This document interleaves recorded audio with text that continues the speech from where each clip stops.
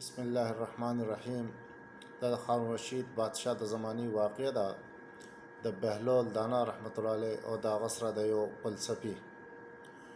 یو ورځ هارون رشید بادشاه دربار ته یو فلسفي راغی.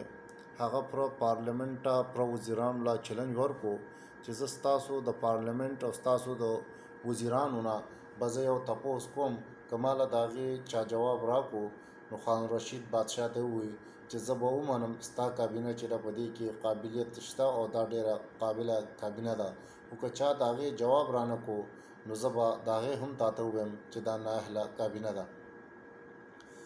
پارلیمنت کې ټول وزیران مشیران ناست دي.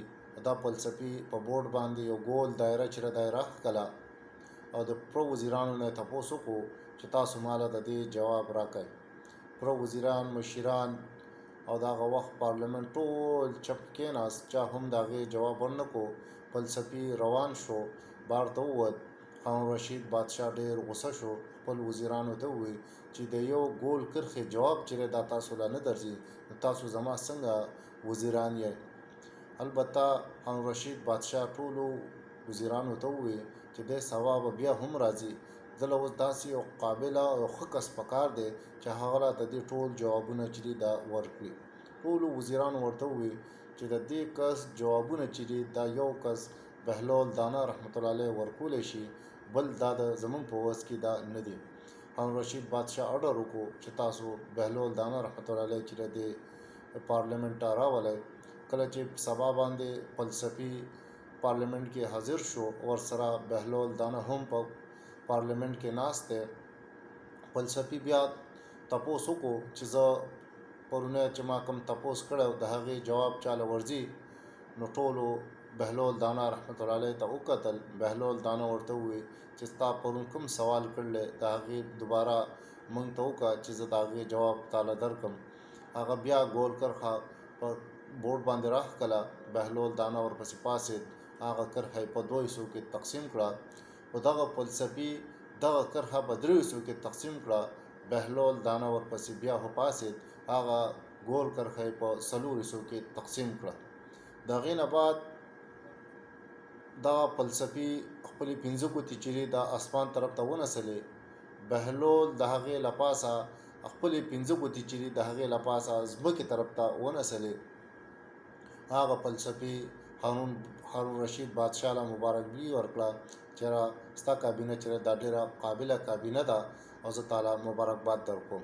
هارون رشید بادشاه ورته وویل چې صحیح شوه، تا خو ماله مبارکباد راکړه، زه به دا قبول کړم، خو ماته دا کهاني چې ده دا ماته دوباره وکړئ، تاسو د دې څه مقصد دی؟ هغه وایي زه به کرښه راکاږم، ستا چې کوم کس بهلول دانا رحمت الله علیه د هغې جوابونه راکړلي دی به د هغې وضاحت کوي. کله چې دا ګول کرښه وکاږله بهلول دانا ورته ووایي د دې مقصد دی دنیا چې ده دا ګول له او بیا چې په دې باندې ما په منځ کې کرښه راوکاږله نو د دې یو نور خاته دی او یو نور کوزیده دی. د دې نه مطلب دا دی، خو درېیمه کرښه چې ده راوکاږله ده دا ووایي چې دنیا چې ده دا په 3 حصو کې اوبه دي، یوه حصه چې ده دا پاتې شوه نو په هغې باندې ما کرښه بیا راوکاږله، یوه حصه چې ده په دې کې دا ما او تا چې پاتې کېږو دا خشکه هم ده. خو بیا د هغې باوجود ده دا 5 ګوتې اسمان ته ونیولې.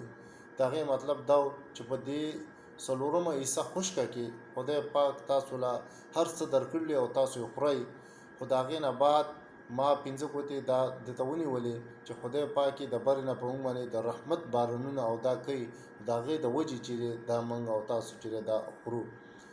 نو د دې نه معلومه دا شوه چې په هر وخت په هر ځای کې قابله او ښه غټې هستۍ په هر وخت کې موجود وي. نو امید لرم دا ویډیو به د نورو ویډیوګانو په شان ستاسو خوښه شوي.